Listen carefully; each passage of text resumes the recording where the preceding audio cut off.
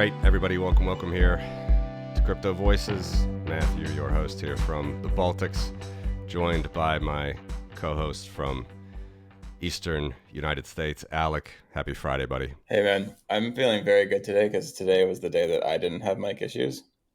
And so I want to revel in that a little bit because it's the first. Enjoy the limelight there. Hopefully they'll be back to better form here soon. But we have some great guests today who always give very high quality performances in what they do, and I really like their stuff. We have Yaël, Ossowski, and Eglė Markevičiūtė from the Consumer Choice Center. Welcome, guys. Good to be here.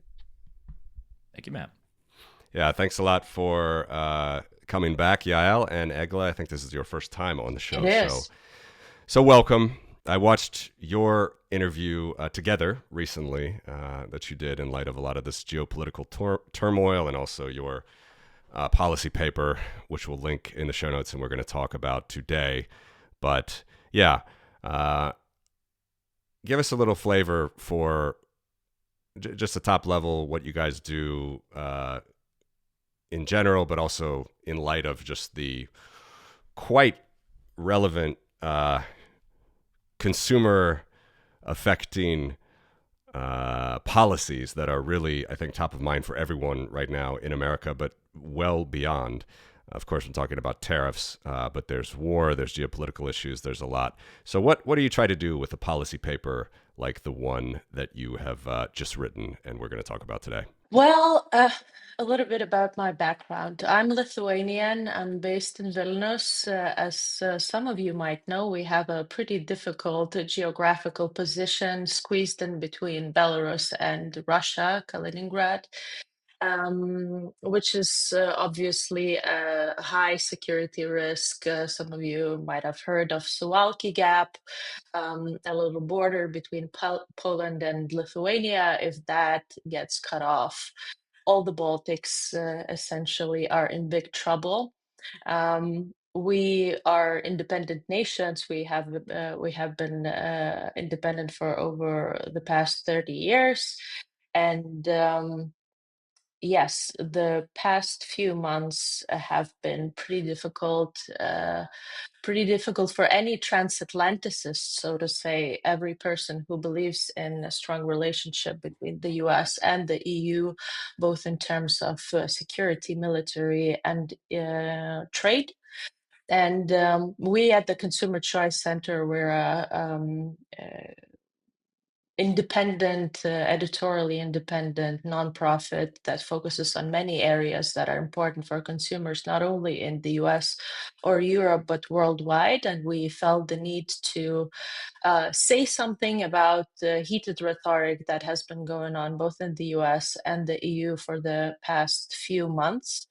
I am more aware of the narratives that are present in Brussels and the EU. We have a lot of people who are unhappy or upset with the not even actions, but the rhetoric that is coming towards us. Obviously, tariffs and trade wars are part of it. And we do believe that despite the heated rhetoric, despite all the actions that are being made by both sides, we should still focus on potential that still exists for the EU and the US. And we've written a PDF paper about it, outlining areas that policymakers and the industry on both sides of the Atlantic should focus on.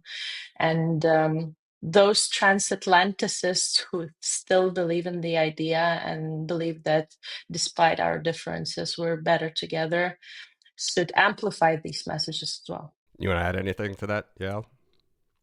Well, I'm obviously representing the American side of the equation, and I was born in Canada, grew up in the U.S., and have been in Europe the last few years. And really what we're seeing is that there's a new administration in the United States that is approaching things very differently, if we can say that.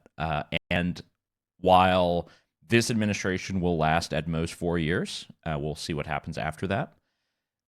The long-standing relationship that exists between the free peoples of North America and the European continent cannot just be cast away.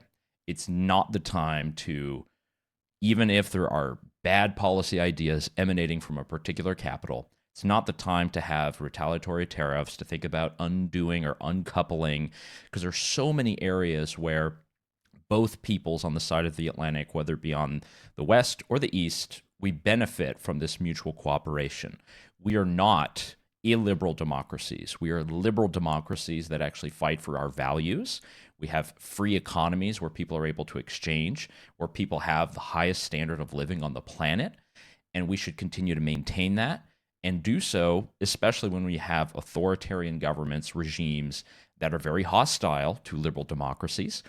Looking at the CCP in China, looking at Russia and Putin, there are all the opportunities in the world that we can have between our continents. So yes, it is difficult when you have rhetoric, when you have policies, when you have threats of a trade war that are thrown up, but it is not the time to totally delink. There's still all these areas, as we mentioned in the paper, where we can collaborate, such as defense, such as technology policy, such as energy. There's so much that the people of Europe need from the US and the people of the US need from Europe. And now is the time to actually double down on that, recommit ourselves to transatlanticism. It might be a different flavor in the 21st century.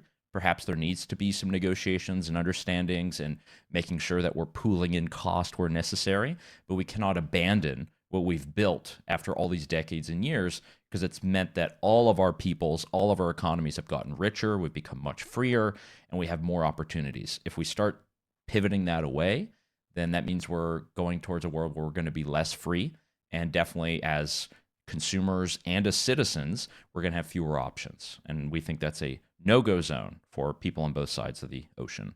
Yep, completely agree. And obviously, we have a lot of transatlantic values in the Baltics, but not only. Certainly, as you guys write, we got $1 trillion trade relationship between the United States and Europe. So obviously, that's going to be preserved one way or another. It's just a question of how. I'd like to go more into the policies and the recommendations, but before we go there, just sort of, I know you guys are dealing with Washington a lot. You have to be political or politically correct. Can you just give a flavor, though? You mentioned, Yaël, how it's going to be different. It's clearly shaping out to be different with this administration, but how different is it? And do you think that their plan is like diametrically opposed to your recommendations, or is there some middle ground there already, or do you guys have a lot of work to do?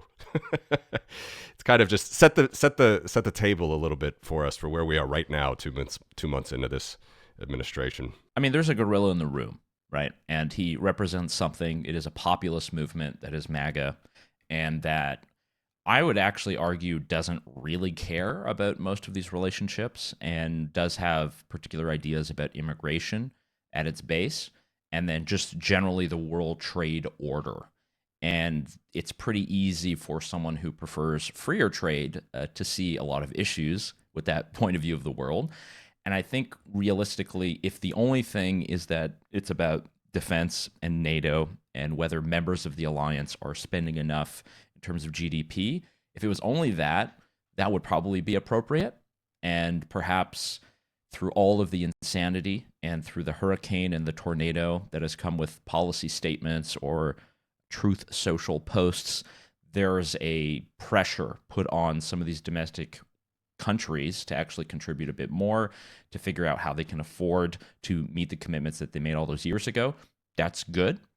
The problem is it's also bundled with 25% tariff across the board, with not recognizing the value of free trade. And I think the bigger issue is that we're not talking about, individual people and what they're doing and buying and selling and producers and firms and consumers. We're just talking about managed trade by politicians who've taken a temporary moment to try to change things. So I do think there is a lot of pressure, particularly in DC, to go on this. But while all of that is happening, there's a great point that was made by, forgive me for going to the Separatist Party of Quebec, but the Separatist Party in Quebec called the Parti Québécois, they're dealing also with their own issues with Canada. And they kind of made the point that, look, we can retaliate all day and make ourselves poorer, But realistically, the United States has institutions to stop behavior that will harm Americans. There are institutions, there's the judicial branch, there's Congress. There are ways that things are going to be curbed and limited, maybe not as quickly as we hope or anticipate, but there will be domestic pressure to not go after European allies, not go after trade relationships. So I think it's hard because we know that for the Trump administration, they will have essentially power politically for at least the next 18 months. And then we're going to have midterms. We're going to have a lot more opposition in Congress. Many of these court cases are going to get decided. So overall, I think Trump has changed the game. But in reacting to it, we just cannot be more punitive. I think that is our main point with what we're trying to do. Interesting. Eglė, just throw it back to you as well. Anything else to add to that from your perspective? I do believe the European Commission really wants to talk to the US. We've had our trade commissioner visit DC, various members of the European Parliament, but you also have to understand that there are difference of opinions within the Commission itself and within the Parliament. There are Europeans who want to sit down at the table with the Americans and solve the issues that we have that might have hurt American companies in the past. And they do see a silver lining for European industry as well, because you have to cut red tape in so many areas, and there's a big window of opportunity opening for the businesses. But until now, we haven't seen too big of an interest from the American side to actually open up a debate and engage in a point by point discussion regarding a variety of topics. And I believe we at the CCC, we really want to see this conversation happening as soon as possible, because people who believe in protectionist ideas, or people who believe that we can find new partnerships either with Russia for the US or with China for the EU, are usually thinking in a very short-term perspective. Absolutely. US, Russia, common projects, investments in the Arctic will bring a certain benefit within the next 10 years, just as EU-Chinese relationship could bring big benefits for the European economy within the next 10 years. But what happens after that? Are we going to end up in a irreversible dependency that with the type of an economy we have right now is very difficult to undo, and obviously we wouldn't like to see that at CCC. One thing I would like to add, I'll just add the particular cooperation areas that we mentioned in the paper, just to kind of open up the discussion. So we have energy. Obviously, the energy crisis on continental European side has been very difficult, particularly for energy consumers. And at the same time, we have the United States that does have plentiful amounts of LNG. We have Europe that is right now building up terminals and infrastructure. That is one thing to consider. There's the world of minerals. There's all type of different mineral deals that we're talking about in the news, whether good or bad. But having some kind of collaboration there so that we can make sure that we're not solely sourcing everything in China, when we know during the pandemic, we saw what happens when supply chains were cut or reduced. There's also digital policies. There are a lot of technology services that Europeans consume that come from the United States. There are various laws and measures that any of these companies have to comply with and figure out. And this is a big area where we should probably figure out how to work together more and not have anything be too punitive on either side while still respecting sovereignty and respecting the rule of law. There's also, and looking at the Green New Deal, and we're kind of in this new era where people are starting to question the broader aims of the ESG movement and what has happened there in the private sector and what should be required by the public sector. And there's actually been in Brussels a lot of movement over the past few weeks and months to try to revise that and make sure that we're not overly penalizing particularly small firms and consumers that rely on them. agriculture. Again, these are two great blocks that are agricultural powers in their own right. There's a lot that we can collaborate with there. And then lastly, as we mentioned before, defense, where we already have a treaty alliance. There's probably a lot that we could talk about there, but there is mutual benefit if any of the countries or the blocks and the United States and North America in general collaborate on this and think with cooler heads and don't just look at short-term thinking and try to reshape everything in the next couple of months. So I want to talk about the Chinese angle a little bit. Have you guys seen, maybe in Brussels or elsewhere, that the Chinese have been trying to curry favor as the dust-ups between the U.S. and the EU get more intense? I mean, because that's a narrative we see here in the U.S., and that narrative is concurrent with a more official narrative that we need to get out of Russia so we can focus on countering the Chinese. And those two things don't seem to line up, right? And so I'm just curious what the European view on that is. Oh, we recently had uh, Huawei lobbyists being arrested in Brussels for allegedly bribing members of the European Parliament to sign a petition that would allow Chinese infrastructure or would favor um, mm, uh, so-called high-risk vendors' infrastructure in the EU. So the Chinese are definitely looking very serious and grown up in comparison to some of the rhetoric coming from both European and American politicians recently. And they are very much interested in stronger trade relationship with the EU. They have been open about it. Have been public statements about it.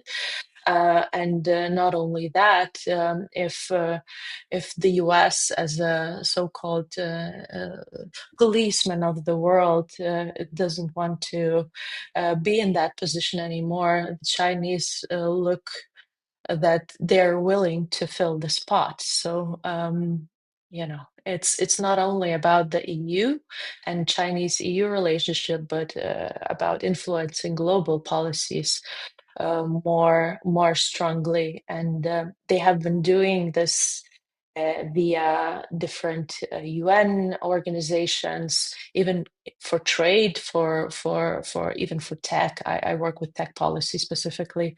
And they have been influencing so-called global South in setting standards, 5G standards, AI standards for 5G that would favor their own technology. And while we're fighting this little fight, whether AI Act is correct and what kind of executive order the new administration should adopt for the US on AI, the Chinese are doing their thing and actually influencing the rest of the world. So it's really important that despite our differences, both sides actually started talking again.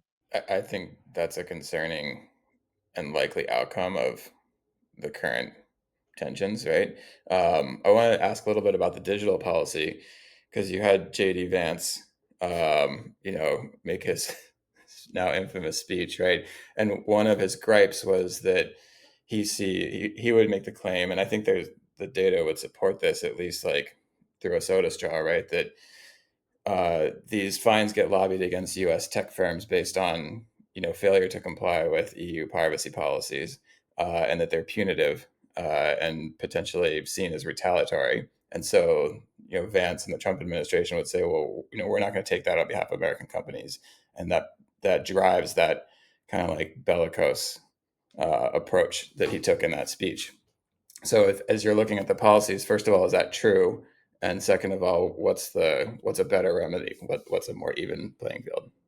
Particularly for a lot of the tech companies and their compliance. I mean, obviously, you have to do that everywhere that you implement your company or try to sell to certain consumers. It should also be noted that while the Trump administration is bashing, particularly Europe, when it comes to tech policy and fines, the U.S. government is still trying to break up at this moment companies like Google and Meta, and still has active cases in the antitrust realm against Apple. So we're not necessarily just protecting and white knighting necessarily for the companies. There's still a lot of stuff at home that the policies, particularly in antitrust, are trying to cut down or limit or rework the market structures. So I think perhaps a lot of the stuff that JD Vance said perhaps was anecdotal, but it is still leaning to, at least in a very American view, that many of these rules are just impossible to comply with. There's probably a better path. But yeah, I just wanted to get that point in. I totally agree with Yael. DSA, or the Digital Services Act, is one of the acts that has been criticized the most by both the American influencers, JD Vance, Elon Musk, and others.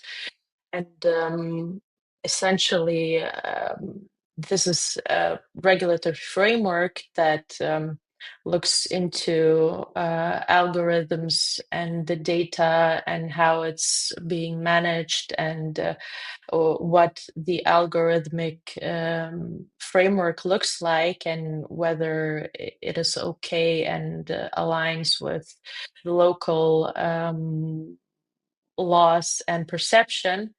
However, the US, as far as I know, the FTC has been looking into or has opened a case to see whether social media platforms have favored more left-leaning politicians and messaging over the past, 5 years or more. So that's essentially the same thing. In the EU, we have a regulatory framework that sets out the rules to look into how social media platforms work. In the US, it's more of an ad hoc initiative. But having said that, I completely agree that companies, US companies like Meta, Google, and others haven't had enough regulatory certainty. They have to spend so much time and money and effort in emailing back and forth the European Commission, which is not a good thing for both them and the overall European business environment. The European Commission has opened new initiatives, omnibus simplification, red tape cut initiatives, which at the moment focus on reporting requirements for European SMEs. So they do not necessarily make things and lives easier for American companies. However, a lot of liberal and conservative politicians, both in the European Parliament and the European Commission, including our trade commissioner, have mentioned that tech policies could be on the table in case trade negotiations between the EU and the US are happening. So there is willingness. There's willingness from one side to review the rules and make them easier for European companies. But at the same time, we have another group, people who want full European digital sovereignty, who have been developing different papers and actually different regulatory initiatives, and stand behind this idea very strongly. So it's difficult and complicated. We need to get some positive signals from the US in order to review the existing regulatory framework and actually make it easier. If we don't receive these positive signals, the other group becomes stronger every day. Anything more to drill down on that? I saw a tweet. I can't even remember who it was by. I'm sure you saw it. It was something like, that if you look at the relationship between the EU and the US, the US is exporting just 50% profit margin tech services to Europe, and Europe is sending back 5% profit margin wine and cars. Europe very much is vulnerable here, at least from that side of being squeezed with further tariffs. But on the other side, it's not like, it's not like those profit margins could stay forever. So I don't know. There's different ways to look at that. It's a very timely comment because a lot of European countries have been introducing digital services taxes. So this is where the profit margin is definitely shrinking in a lot of European countries, and if that becomes a trend in all of over Europe, things are going to change for American tech companies very much. Even Poland, a country in CE, Central Eastern Europe, which hosts many American tech companies' headquarters, has recently started talking about introducing digital service taxes, which is a complete 180 from what has been in the past. I think another thing for that is, it's not just the European Union, right? If we look at, if you guys remember, if you have any Canadian friends who go on Facebook, they don't see any news links. If you have friends who are in Australia and you go to Meta, Facebook, Instagram, you will not see any news links either. That's because there are rules and laws that have been passed. In Australia, it was called the News Media Bargaining Act, and in Canada, it was known as the Online News Act. And what this did is it removed basically antitrust scrutiny by forcing many of the social media companies, whether it be Google or Meta or anything else, from basically going into arbitration with the major news providers. All of that means is that essentially these governments in Australia and Canada saw fit to mandate a link tax. And this has been in place now for a few years in Australia. It came in during the Trudeau government in Canada. And the Biden administration from the US side was very silent on it, never discussed it, never talked about it. There was many opportunities in different trade fora to bring it up, and it never was. So it is interesting that the Trump administration, then they put out a memorandum on this topic, sort of on non-tariff barriers, that I think is interesting. It opens up a very interesting dialogue about what should the rules be, particularly for digital companies and services, because we're all just figuring this out. There is no perfect formula. There are many states, we've had to deal with this within the United States as well. We had this whole argument about sales tax. Do you still need to pay sales tax if you're not a brick and mortar shop? And we're still figuring out what is the role of the government in regulating internet, and what is the role of basically the government in regulating many of these online services that might have servers in another country, that might have a lot of employees in another country. How much are they required to have local staff? That is a big thing for the Digital Services Act. You need to have an office. You need to have an address. We saw Brazil as well with the same thing with X. They had an office locally, and then they got rid of it. So they didn't have to answer any more of these requests.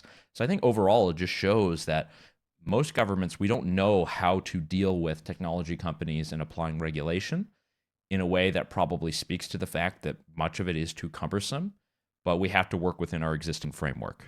And that's why we're sort of making the argument that we need to at least keep the cooler head, think back to those compromises, think back to the opportunities that might exist with the omnibus system, as Eglė mentioned, in the European Union, and then also in the United States, because there's a lot of stuff that we could change with our legislation as well. I noticed that the free speech slanders against Brazil stopped quite soon after Elon did indeed cave to some of Brazil's demands. But then, now that he had the market back, these sort of Brazil hinders free speech, that sort of just went away from that went away from the debate. But on that, just a side libertarian comment, how do you, perhaps there's some listeners that are thinking, well, this is all just, this is just bunk. You're overregulating. You're talking about the news links being censored. There's censorship. This is not free speech, absolutism, maximalism. How would you respond to that? Well, free speech maximalism, I guess, goes to my camp. The thing is that the way that speech is codified in different countries is just different. And it'd be great if every country had a First Amendment, but they don't. And that is something that we have to deal with. And there are different ways that our societies in Europe or elsewhere deal with these issues and figure them out. I think it's always been a great soft power principle of the United States and many of the tech companies that has hopefully opened things up a lot more.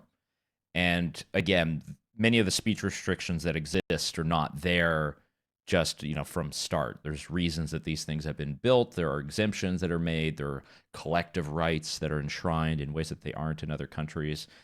So we have to figure out, what is the foreign policy? Is it a foreign policy based on spreading democracy, or is it a foreign policy based on spreading free speech? That is not yet clear, and we don't really have mechanisms for enforcing that. So it is good as a rhetorical thing, but we have to figure out, what exactly does that mean? Because as bad as you might think some European legislation is, I can promise you it's much worse in places like Turkey and various autocratic countries. And what their speech policies are, I think would make us all blush a lot. So I think it's a useful tool. It's a battering ram. But as far as I know, it's still not the main reason we have foreign policies, that we have all these agreements and exchanges. If it's something that we can put on the table, then it's probably time to debate it too. So I want to go back to tariffs a little bit. One of the campaign themes for Trump that it seemed to get a lot of traction, and it's one of his favorite things, right? He's a deal maker, and he'll always refer to, like, oh, that was a bad deal. Who made that deal, right? And so, he would point to two things very regularly. One is obviously the benchmark defense spending goals within NATO, and two is, there are tariffs that are at least uneven, right? And so he would say something like, well, the Europeans tariff our cars 10%, we tariff their cars 2.5% or whatever. And so the response then comes out as retaliatory. Now it's going to be 25%, as opposed to even being reciprocal. And so is there an element of, like, bad deals that need to be renegotiated? Or is that, like, because that's a very convenient trope and it sells well, right? And a lot of people will buy that. And it's short and it's easy to digest. And it lacks, detail and nuance and historical context, but it sells well, right? And so, what's the more nuanced approach? Like, what's the context behind those? Yeah, let's get more free trade. I mean, it's definitely true, but we know from the statements of the Trump administration that the point of many of the tariffs is not just to equal out. It's about getting new revenue. And I think that's why you can't tackle an idea and say that it is solving all of these different things and it has all these invocations. And I think we have to call a spade a spade. And a lot of that right now is just because of a particular trade and protectionist ideology that is flawed and will provide flawed benefits, or definitely make a lot of people poorer and make them pay more. There's an interesting ad that the Canadian government has now put out in many states, southern states and Western North Carolina. And it says, look, tariffs are taxes on your grocery cart.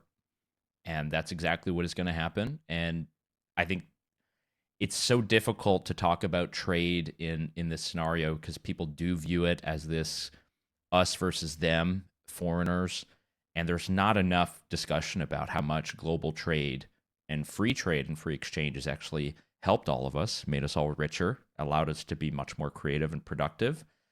I think it's a useful tool by the Trump administration to say that, but they've never been a paragon of sort of free trade economic policy. So they're talking about it. Yes, we want to have them more fair, but I just view it in the end that this is a particular protectionist mindset that I don't really see a greener pasture on the other end of this. But perhaps I'm being very If I may cynical. interrupt real quick, I've recently asked my ChatGPT about all historical trade wars between Europe and the US, and there have been many.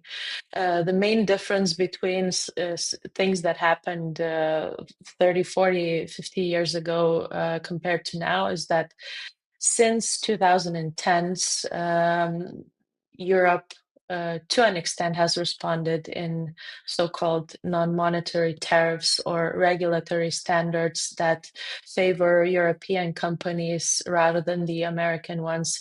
The compliance becomes too expensive or impossible to execute. So for Europeans, the answer to the US tariffs is very simple. We're looking for new export markets. The EU has been visiting Latin America, India. There's a free trade agreement between the EU and Canada that is yet to be ratified by the majority of European companies. The regulatory standards or the frameworks in general are hard to reverse. There are so many people who are rooting for buy European, not only for simple goods and services, but also for defense products. So you have to be mindful about the fact that we live in a very globalized economy where alternatives exist, and you have to take that into account before making certain decisions which actually harm your own consumers. If you looked at the recent rhetoric by the European Commission, it seems like they could be on this podcast. They have been talking about consumers being hurt, about the US-EU trade relationship, all the right things. And they have actually postponed retaliatory tariffs on the US for 3 weeks. It was supposed to go live on April 1st. Or at the beginning of April, and it has been postponed for 3 weeks because the EU wants to actually consult the industry, the local industry, and ask for their opinion. How is that going to affect you? Is that going to hurt your business? Where should we focus on? In a way, it's a political chess type of decision to win some time and actually engage a broader society into this conversation. But they seem to be very careful about what they say and what they do. And if I may say so myself, I think the US should also do at least a fraction of that, consulting their industry more deeply. And we have to imagine too, we had the Salt Typhoon attack on the US telecom system. We had the Huawei scandal, as was mentioned, in the European capital. We have China that's making inroads in places like Serbia and Hungary, real investments that they're putting there. You have China that's putting all of this money into various networks. You have what we didn't even mention yet is the war in Ukraine and the invasion from Russia. There's all of these instances where you have these illiberal countries just sort of going on and on and on, and we're fighting amongst, and I hate the term, but we're fighting amongst allies and trying to nitpick for this pieces of a fixed pie when we should be just discussing ways to grow the pie. That's it. If we are able to actually have both sides of the ocean, both populations prosper, and we can figure out how we can negotiate this stuff out or get rid of some of it, we can focus on the larger problems, because we can actually debate this stuff in our societies. We can have some impact. We can have some influence. That's not so in many other countries in the world, and surely not in China and Russia. Yeah, I mean, I think that's a good point. And I am astounded that the Salt Typhoon story is not a bigger story, to be honest. Like, we announced that an adversarial hostile nation state is completely in an ownership position of all US telcos.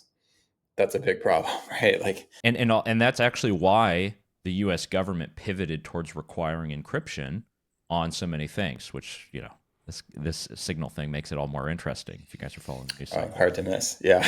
Hard to miss. But so it seems like and I think you're saying the same thing, there are bigger issues, right? And so we've been bogged down on these transatlantic issues that would seem counterproductive, even if there are some like deal structures that need to be revisited, right? The acrimony of the whole thing seems like it's adding friction to a process that could have been done more diplomatically. I don't know, right? But at the same time, larger issues seem to not be getting as much attention, or at least they're not in the zeitgeist. And I think countering China would be part of that. The war in Ukraine, we should probably talk about that as a separate issue. But what do you think is the point? Like, why take on Canada and the EU and let the whole Salt Typhoon thing go kind of unresponded to? Well, Eglė, you want to take a crack, or you want me to go? As a European, my mind cannot comprehend some of this, but it's probably because I am not fully aware of the American political intricacies. So Trump's thing is he's trying to expand at all times the Overton window. We often hear this, and it's now a constant meme. 4D chess, 18D chess, whatever it might be. There is this chaos that is introduced willingly in order to produce some result that will be better off. You think of some kind of influential future, things are changing, and you've been only brought to that because of the chaotic moment. So the only way to get Europe to budge, using this thinking, is that you threaten so much and say all this defense, we might leave the alliance. Now in Europe, in NATO, these countries are actively looking at increasing their defense spending. I forget what the number in Sweden was that was announced just the other day. That is like one angle. I don't know what the entire goal is. I don't think there is an end goal. I think this is just pure negotiation tactic. This is not an administration that is sort of following the normal playbook of how politics works or how international relations works, and does view things in a monetary way. The fact that the trade deficits between countries is the most important metric is something that should be addressed, because it's just a flawed metric for evaluating how trade impacts consumers and firms. It's just something that has been invented as a number, as a statistic, and is now viewed as a sort of reverse subsidy, such as the case of Canada. And Canada bringing up the 51st state kind of solution has the entire country scrambling, has businesses unsure about what to do. And we're seeing trillions of dollars of wealth just erased from stock markets around the world. So I would hope that there's some larger plan. I don't think there is. I think it is something that is just very much ingrained in the current administration. There's probably some large-scale thinking, but I think we have to take a lot of the kind of words to heart and see that it is just about going back to a policy that has American muscle in the economic sector really at the forefront. And that, to me, is just the protectionist mindset of the early 1930s. Yeah, just one on the trade deficit, just for our listeners. Please do. You have probably great charts on it, too. No. Why are you saying that it shouldn't be focused on trade deficits? Just a little technical question. So the trade deficit thing is essentially how much is, we'll use Canada and U.S., for instance. Mm-hmm. So there's a lot of goods that are sold from the U.S. into Canada, and there's some goods that are sold from Canada into the U.S. And essentially you have willing buyers, willing sellers at fair market prices. And that sort of number just looks at a kind of single sum of what countries produce or what they're doing in various sectors, and just really does not measure the value of that trade. It just doesn't do it, because you're talking about totally different sectors, totally different types of technologies, things that exist in one country but may not exist in another. So Canada is a big natural resources country and economy, and the things that they sell are very much in that sector. The US is more services. So you have this kind of different types of trades. You can't just come up with that number of, we sell you more cars, you sell us more chickens, this kind of thing. It's just not an accurate way to portray trade, because trade has to be mutually beneficial for it to even exist. And if it just so happens there are more people doing it, or people from different industries, to me, it's just not a fair, accurate number that we should use for establishing what trade means between countries. I think the value of overall trade is very important, just not this idea of deficits. So I have one probably for you, Eglė, but and Yaël, you mentioned the Trump administration having protectionist inclinations. I think that's true, but there are also some that are sort of expansionist. So, for instance, the deal to buy all those 43 ports from the Hong Kong shipping company, or the kind of strong arming of the Panama Canal influence and control, or probably most notably this Greenland conversation, right? And so if you're in Brussels, if you're in Europe, if you're in Denmark, and you see Usha Vance, JD Vance's wife, and then JD Vance going and Donald Trump Jr. and people going to visit Greenland and all the rhetoric around it. Like, what do you make of that? What is that a negotiating tactic that opens up some other conversation, or how is it viewed? Well, I do believe that the Nordics, including Denmark, just as Central Eastern European countries, have been model allies for the US in so many areas. So the Danes, who actually share a lot of similarities with the US, and even, if you dislike the migration policy of Europe, Denmark is actually doing pretty well in comparison to other Scandinavian countries. They do feel betrayed, and nobody understands the logic behind it. We hear certain statements about Chinese influence, geopolitical, geographical positioning that is important, or Denmark not being able to defend Greenland if things go south. But nobody understands the logic, and nobody.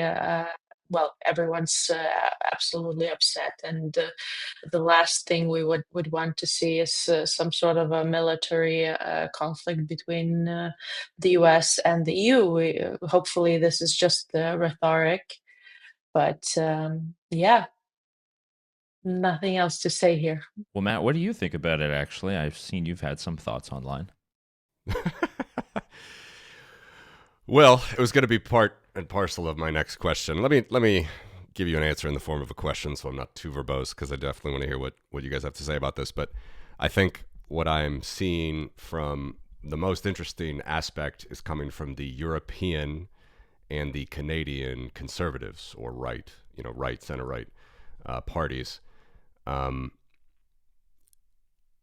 depends on where you are. In Canada, they're just losing power straight up, which is very interesting, because their views were seen as too protectionist themselves, too isolationist themselves, or just for whatever reason not as important. And it's amazing to me that the Carney Liberal Party is now on the ascent, where they were, I guess, 2 months ago, basically all but done as far as winning the majority in the parliament, and now Carney could be the next prime minister. So that's very interesting. And that, of course, is a direct result of Trump's rhetoric. But then on the European side, I'm actually seeing maybe not as much as Canada, where they're losing power, but they are changing their own rhetoric very strongly to just be kind of more European. They were always anti-immigration, which as we know, there's a whole different story in Europe, which has to do back to the Syrian war, and 10 years ago, Russian meddling, as they do. It usually has to do with Russian meddling at the end of it. But anti-immigration, of course, was a big thing for these center-right conservative Europeans, the Patriot Party, these types. They're all sort of not showing that much. I mean, that's still a core pillar, but a much more central pillar now is staying unified, staying free, staying, having strong defense. And I think that is a very interesting shift that Trump himself brought on. And it's not necessarily negative. And going back to the 4D chess thing, I really, I often try to give Trump the benefit of the doubt, although it's getting harder. It is great that Europe is spending more. No one can deny that. Of course, for us in Eastern Europe and Central and Eastern Europe, we have always spent enough, if that was, if you could use that term, based on percent GDP, military spend per GDP. Definitely, we wonder how far he's going to take that, and if he's going to. Well, I already know 100% certain, not 99% certain, but 100% certain the Baltics have been on the table as chips on the table between Trump and Putin, that for sure. And that obviously can't stand for Europe. So Europe is becoming united around that. And I guess my question, because we haven't talked about the defense pillar as much in your paper, but how are you approaching that? Because there's a lot of different narratives coming here, but they're really this is a hand where it almost seems like Trump is overplaying his cards to go back to his Zelensky discussion. I think, if Portugal canceling their F-35 program, Canada, I guess, reviewing it, Germany reviewing it now, this looks quite negative for a pretty large, I think it's a $200-300 billion industry a year, U.S. defense sales. How far does that go? So where are you guys' opinion on that? And I guess in general, where I'm sort of seeing European right, center right conservatives going. So have you guys opined on the proposed Mar-a-Lago Accord at all? We have on this not. program? We have not. Okay. Please do. Well, it's probably a good time to discuss this because Yes. it's sort of in the background of it, and I think that's why, especially the program that you guys have and what you talk about is also really important. Is that we're also discussing the entire monetary world order and the changing nature of what's going to be the reserve currency and what's happening with BRICS and currency debasement internationally, the role of digital technologies like Bitcoin or even stable coins, which might change the gamut within the next month, especially when we're talking about a huge purchase of US treasuries. I hate to get into the monetary angle of it, but there's a lot there to discuss and to figure out. And we see that Scott Bessent, who's the Treasury Secretary, is very central to many of these decisions. I think he's a very, very smart player in the Trump administration. I think fundamentally, I know he's a free trade guy, so it's got to be tough to be able to have to talk about the tariffs and things. But there's something that's happening there that probably should be a lot more of our focus and analysis as well, is that the entire world is in debt. Every country is in debt. I mean, just the fact that you get a U.S. passport today means you're going to have, what, $60,000, $80,000 worth of debt when you're born? So what does that mean for our economies going forward, for how our systems are taxing people, how we provide value? There are large questions there that no one has really been able to answer. If part of this equation and part of this decoupling or changing is in some way to address it, perhaps that's okay.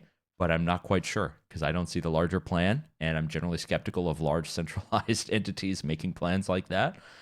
But it is true that through all of Trump's agent of chaos movements, it changed the calculus for Canada. And now you have this election to where you have the former Bank of England governor and Central Bank of Canada governor who is running the country.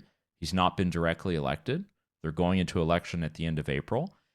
And all of the issues that were important for Canadians, a decade where prices were very high, taxation was very punitive, a carbon tax made the price at the pump something like 40 cents per liter higher. All of those issues have gone away because people are thinking about being absorbed by the United States and booing at hockey games at the U.S. Sort of Star-Spangled Banner. So the chaos agent thing, again, it's not organized. It is going to have some unintended consequences. I have to wonder in all of this, what would happen if Milei in Argentina was faced with a kind of tariff scenario? His response would be, all right, unilaterally, we cut all of our regulations. We lower our taxes. We figure out ways to ease the burden on our citizens and our consumers. And I think the issue is that no other country really is doing that. And by promising the retaliatory stuff, it's only going to make things worse. So again, not a clear answer. I have a lot of thoughts about your question, Matt. First of all, let's not think about right-wing or conservative parties in Europe in a very sort of simple way. Even they're center right, or the establishment, if you will, traditional Christian Democrat, conservative, liberal conservative parties, and they're what we call in Europe sometimes more right wing. Let's put it that way. Some call them far right. Right, but those parties are very different. Also, there are politicians like Giorgia Meloni, or the Polish previous government and the party that has been investing a lot in defense, and they have actually done a lot of good things. I hope both Italians and Poles who are listening to us won't cancel me. They are incomparable to people like Orban or Le Pen in France, who also wants to discuss and do diplomacy with Russia, but after Oval Office scandal, if you will, she has been very vocal against the US and against US tech companies. So there's no one blueprint for conservative right-wing parties in Europe, and we have to take all of them, and analyze them separately. So that's that. And what you told about the future of defense spending in Europe, we're facing a very serious decision, joint public procurement or not. Countries will be deciding whether they're buying equipment together. And if they're buying equipment together, they will probably want to buy equipment from Europe first and foremost, which is problematic from transatlantic point of view.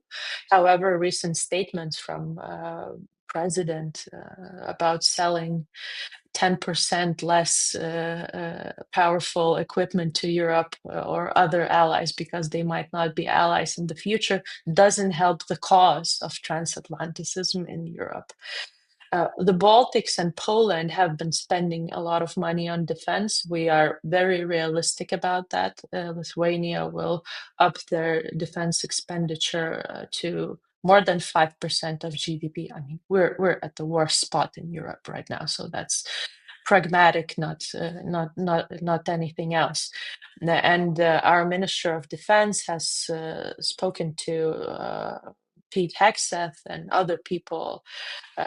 We understand the importance of investing in military equipment of all of our allies, because at this point in history, this is one of the safeguards that we can rely on.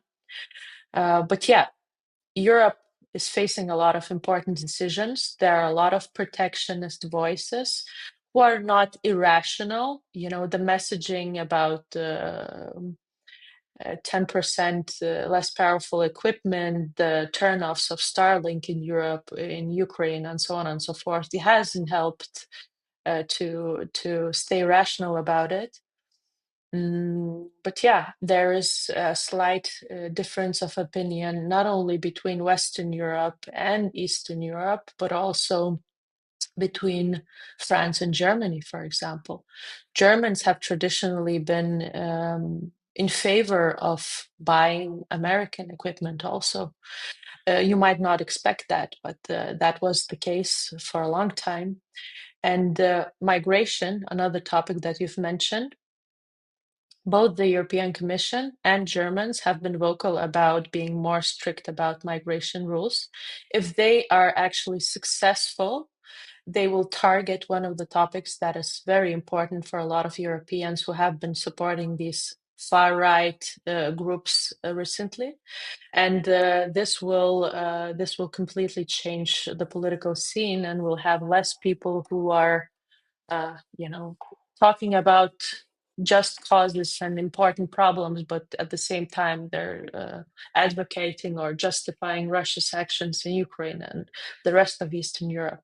So I really do hope that these important and difficult subjects are being addressed realistically and actually bring some change, because it's not about political views or personal opinions. It's about securing and defending European democracy at this point. Yeah, I track the SIPRI numbers quite closely, the Stockholm Institute for Peace, and they're not out just yet for 2024, but 2023, you're at $1 trillion spending for America. You have it here. If you look at non-U.S. pre-1999 NATO members, in 2023 it was $359 billion. All right, which is about China. China's probably going to be above that this year. And if you look at the post 1999 members, that includes the Baltics, Poland, Hungary, basically all of Central and Eastern Europe, it's 75 billion. So it's extremely low. That's under 10% of U.S. spending, even though, we have free economies, we have free elections, we have happy youth. I think Lithuania was recently rated as one of the happiest youth in the world, which I saw, which was interesting. Even though we have all of these good things going for us, still we will need some security umbrella. And yeah, I'm not sure that discussion is completely there in the administration. It's very interesting, but I don't know. I don't want to sort of dwell on that too much in this. At least personally, our listeners know that very well from us, Eglė. I talk about it probably too much on the show, but I guess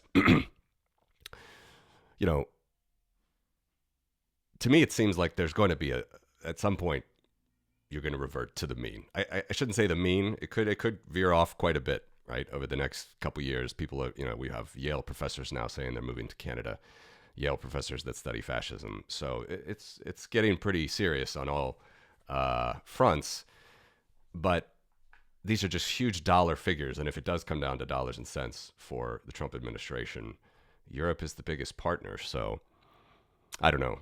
How should we look at that? What are your conversations like with people on the Hill?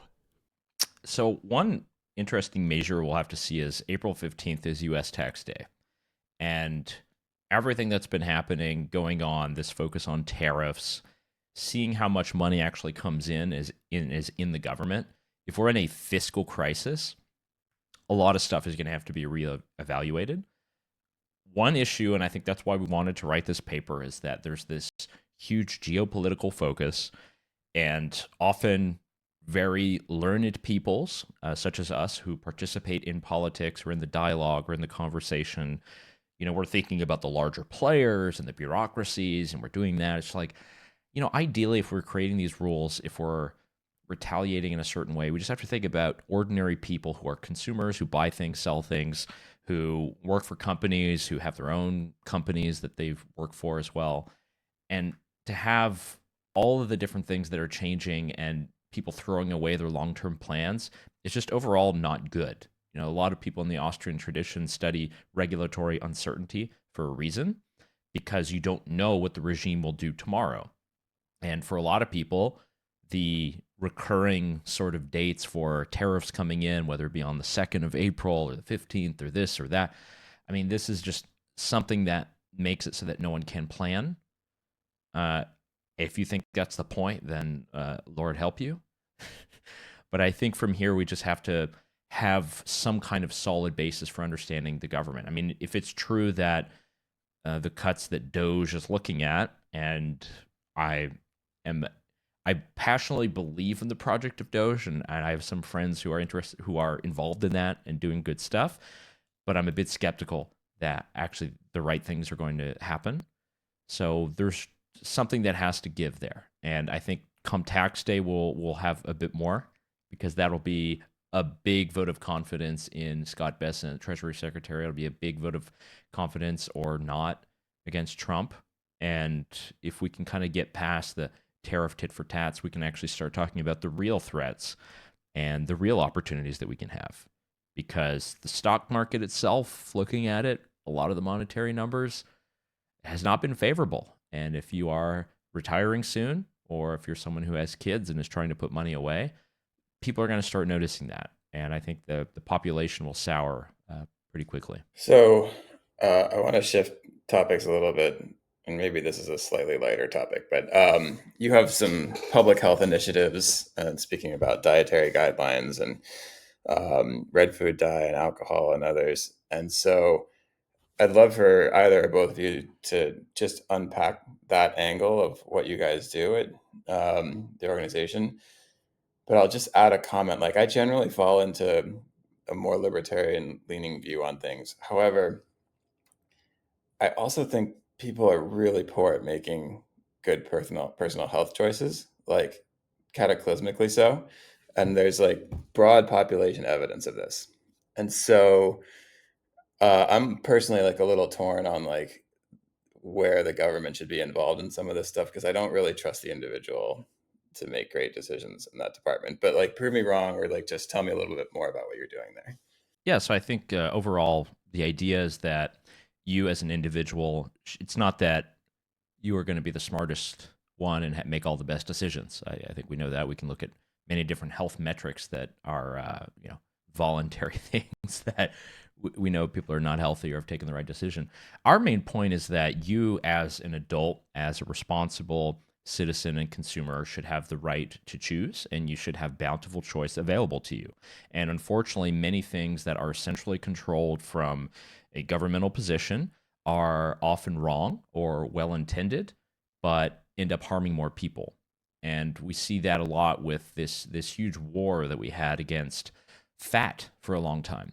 That essentially led us to creating these diets and implementing them in schools and requiring, per the food pyramid, that everybody eat a bunch of carbs all the time.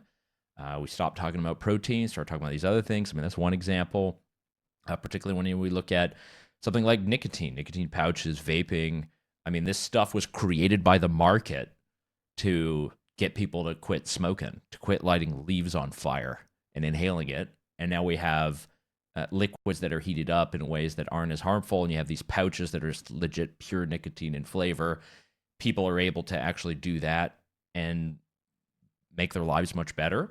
And in many places in the world, this stuff is banned. Cigarettes are still legal, but all this stuff is banned. So the entire goal of looking at the personal lifestyle freedom is that you should have as many options as possible. Because when government does make a decision, it is doing it with imperfect knowledge and information at the time. And there are all kinds of things that we can put up in terms of data and studies and why the government should absolutely restrict this or that. If it's reasonable, we should have full range of choice.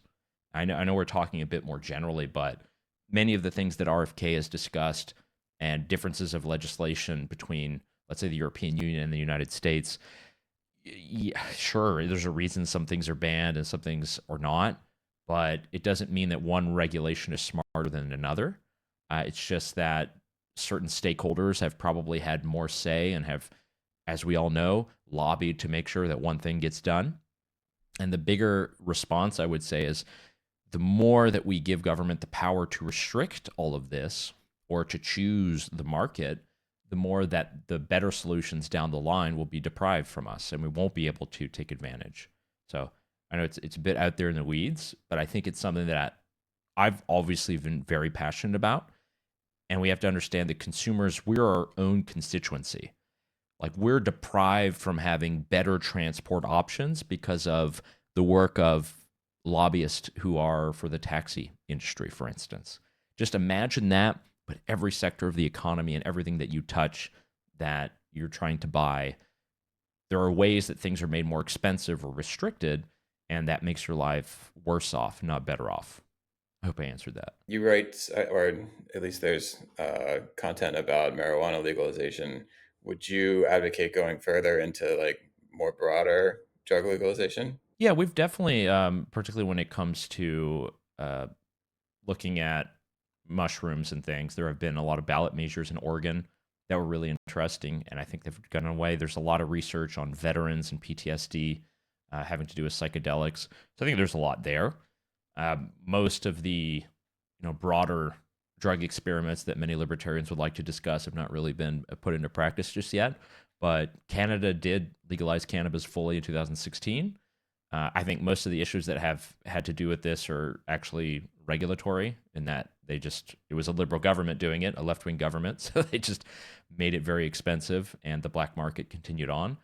But I think that should kind of be our focus now. And we have a lot of stuff that we'll be doing in the future in the North America particularly on cannabis, because again, cannabis is so ordinary now, particularly in American life, and it's still federally illegal. And if you are a cannabis business, you can only deal with cash. And perhaps there's a way to use Bitcoin. I'm talking with some people about that, but yeah, hopefully that's some interesting spin too. I remember in the 90s getting like fat-free Twizzlers, and it was like supposed to be great. It was fat-free. It's like fantastic. So what haven't we talked about, guys? Should we start to wrap it up here? I think that these are all very interesting initiatives and recommendations, but I want to make sure we cover all the bases. So what do you think? Anything else? I think we did a good job. I mean, our goal is just to discuss the ideas of the paper. And look, we have to realize that when we went through the pandemic, we had a global loss of freedom, of prosperity, and innovation. And that was involuntary in a way, or Labley hypothesis voluntary. But we started to get back into trading again and traveling again and innovating again. And we were on this positive, progressive path. And now we're voluntarily going through a lot of this to cut all of that down and make it harder for ordinary people to live. That is, I think, the biggest of concerns. And I think in 20 or 30 years, when we look back on especially that aspect, that is one thing that we'll really decry and we'll criticize. But overall, there's some optimism, I think. I agree. It's going to be hard at times, but I agree. What do you think, Eglė? Any other closing thoughts? Oh, I said so many things already. Maybe one last thought is that when thinking about political decisions that we make, or the politicians or our elected officials make, it's important to think in a long-term perspective. It seems it's a bit of a generational problem where our attention span is very short, and we only think about the immediate effects that are coming within 1 to 10 years.